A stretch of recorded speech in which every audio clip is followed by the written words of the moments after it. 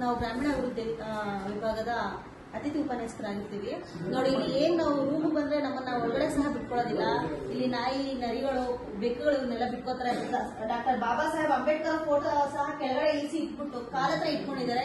ಇದು ಯಾವ ರೀತಿ ಕೃತ್ಯ, ಯಾವ ರೀತಿ ಹೇಗೆ ಕೃತ್ಯ ಅನ್ನೋದ್ರೆ ನಮ್ಗೆ ಗೊತ್ತಾಗ್ತಿಲ್ಲ. ನಮ್ಗೆ ಊಟ ತಿಂಡಿ ಆಹಾರ ಕೊಟ್ಟಿರ್ತಕ್ಕಂಥ ಬಾಬಾ ಸಾಹೇಬ್ ಅಂಬೇಡ್ಕರ್ ಫೋಟೋ ಇಷ್ಟು ಅವಮಾನ ಮಾಡ್ತಿದ್ದಾರೆ ಅಂದ್ರೆ ಇವ್ರಿಗೆ ಏನ್ ಹೇಳ್ಬೇಕು ಅನ್ನೋದೇ ಗೊತ್ತಾಗ್ತಿಲ್ಲ. ಇವ್ರನ್ನ ಇನ್ನೂ ಎಷ್ಟು ಕಾಲ ನೀವು ಮುಂದುವರ್ಸ್ಕೊಂಡು ಹೋಗ್ತೀರಾ?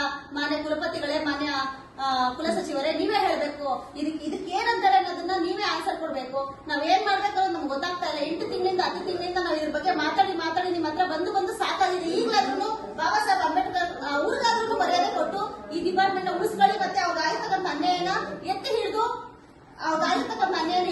ನ್ಯಾಯ ಕೊಡಿಸ್ಬೇಕು. ದಯವಿಟ್ಟು ನಿಮ್ಮಲ್ಲಿ ಕಳ್ಕಳಿಯಾಗಿ ಕೇಳ್ಕೊತೀನಿ. ಅವ್ರಿಗಾದ್ರೂ ಒಂದು ಮರ್ಯಾದೆ ಕೊಟ್ಟು ಅದನ್ನ ಬೆಳೆಸ್ಕೊಂಡು ಹೋಗ್ತಾ ಇಲ್ಲಿಗೆ ಈ ಡಿಪಾರ್ಟ್ಮೆಂಟ್ ಮರ್ಯಾದೆ ಕಲ್ದಿರೋ ಸಾಕು. ಇನ್ಮೇಲೆ ಅದು ಉಳಿಸಿ, ಆಯ್ತಾ?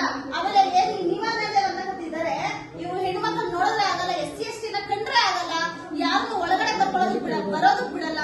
ಅದೇ ರೀತಿ ನಮ್ಮನ್ನ ಏನ್ ಕಳ್ಳರ ತರ ನೋಡ್ತಾರೆ. ಅಷ್ಟೇ ಅಲ್ಲದೆ 10 ತಿಂಗಳ ಸಂಬಳನ ನಮ್ಗೆ ತಡೆ ಬಿಟ್ಟಿದ್ದಾರೆ. ನಾವ್ ಯಾರು ಬಾಬಾ ಸಾಹೇಬ್ ಅಂಬೇಡ್ಕರ್ ಬಗ್ಗೆ ಪ್ರೀತಿ ಇಟ್ಕೊಂತೀವಿ ಅವ್ರನ್ನ ಕಂಡ್ರೆ ನಮ್ಗೆ ಆಗಲ್ಲ. SC ST ಅಂದ್ರೆ ತುಂಬಾ ವಿರೋಧಿಯಾಗಿ ಮಾತಾಡ್ತಾರೆ. ಅದೇ ರೀತಿ ನೋಡ್ಬೋದು ನೀವು ಅಂಬೇಡ್ಕರ್ ಎಂತ ಅವಮಾನ ಇದು. ಕಾಲ ಹತ್ರ ಇಟ್ಕೊಂಡಿದ್ದಾರೆ ಅಂದ್ರೆ ಏನ್ ಹೇಳ್ಬೇಕು ಈಕೆಗೆ?